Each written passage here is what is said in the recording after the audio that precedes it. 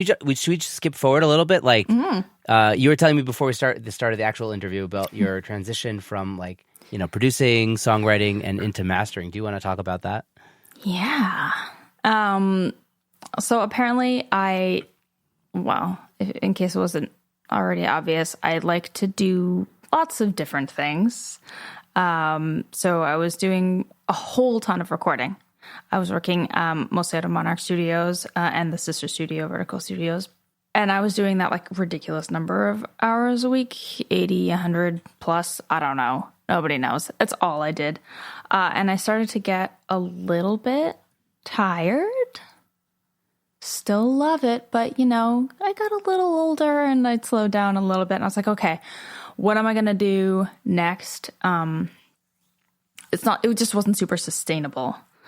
So I took some time, right? Like the engineering thing can be a grind because you are, like there's maybe even if there's only 3 people in a band, there's 3 people in that band who can rotate over a 12, 14, 16-hour day.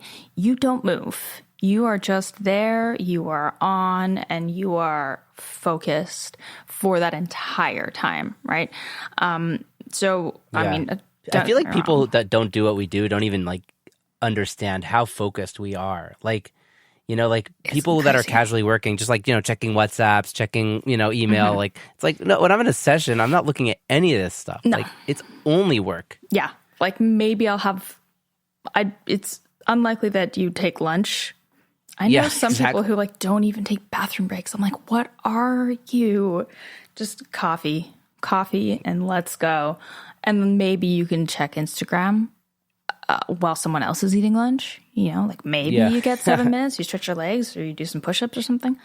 And I love that. Don't get me wrong. I live for that. But as you get older, it turns out you can't do that forever. So, so I took a little step back, focused on just, I don't know, like love life and weird things like that. Having friends, whoa, weird. Even before COVID. And in that space, so I just gave myself some space. I was like, I want to go back to writing more. I did a bunch of that. I want to go back to producing more. I did a bunch of that. I got really into Ableton. I know I was kind of late to the game, but...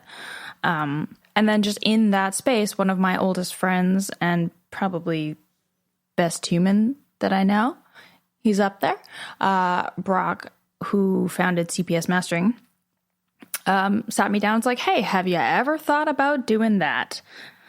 And I hadn't. I had never, and I don't know why. It just seemed like one of those things that, I mean, if I'm being honest, maybe I only ever saw like 50, 60-year-old white dudes doing it.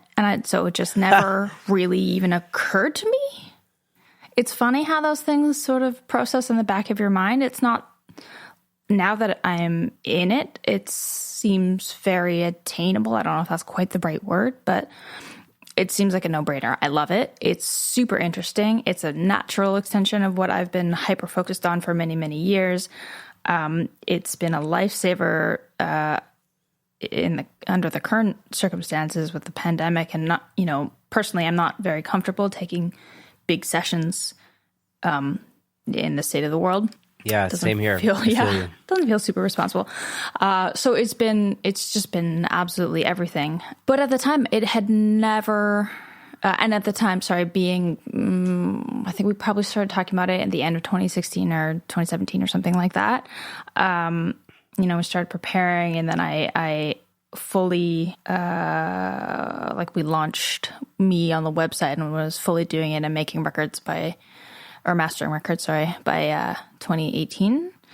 And just before that, it had honestly never even occurred to me. And thank goodness for Brock and his brain and introducing me to that world, because it has been amazing. It's been so much fun.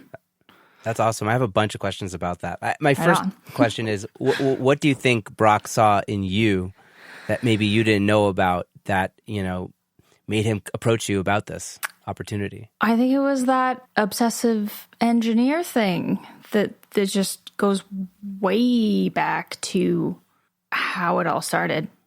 It's just when you're mastering, you're really, really, you're so zoomed in. And for me, a lot of it is just like gut and feeling, but the actual moves I am making are, in comparison, so tiny. It's just razor sharp, Yeah, exactly. It's just like, where I would have no qualms about cutting like 9 dB of 400 hertz out of a snare drum if it needed it while mixing. That would, I mean, I'm talking about like 0.1 of a dB at like the widest Q when I'm mastering. So it's just a whole other world, right? Wow. And I think, we'd worked together. He was the only person that I trusted in Canada to master my stuff. So we'd been working together in that way for a long time. So he obviously was hearing what I was doing as an engineer a lot. And yeah, I guess we didn't really talk about that so much. I'm assuming that's what it was. He was really familiar with my body of work and also how I work and who I am as a person. And I think just he really wanted for CPS to not just be him anymore. Hopefully I'm not putting words in his mouth, but he wanted to expand and he wanted to collaborate and he wanted someone to bounce ideas off and just approached me, and I am forever grateful. That's awesome. Mm-hmm. Yeah, and it's also cool that you mentioned that you only seen like old white dudes mastering before you started doing it. It's a lot of the women that I've had on this show, and unfortunately it hasn't been nearly as many as there have been men on the show. Sure. But it seems to be, if you see women doing it, then it makes it clicks to younger women that maybe want to do this. Absolutely. Like, oh, this is a possibility for females as well. Yeah. So that, just being present is hopefully a boon for the next, generation of, young engineers. Yeah, absolutely. I've never thought about it. In the last 5 to 10 years, I've actually thought about that a lot, and the importance of visibility, even just in how it's affected me and my life and my career trajectory. You don't even realize how much just seeing someone who vaguely doesn't even have to look like you per se, but just seeing someone that represents you, it really does, in the back of your mind, flick a switch. And who knows where that comes up and how that comes out down the line. But if I had never seen, and I tell this story a lot, but if I had never seen Tegan and Sarah on Much Music, I saw their very first single come out on Much Music when I was 16 or something like that, and they looked just like me, not literally, but they were young girls playing acoustic rock music, if you will, wearing kind of boyish clothes. And before that moment, that was another one of those aha moments. Before that moment, it had never occurred to me that anyone that I could ever work in music. And it took me, I think,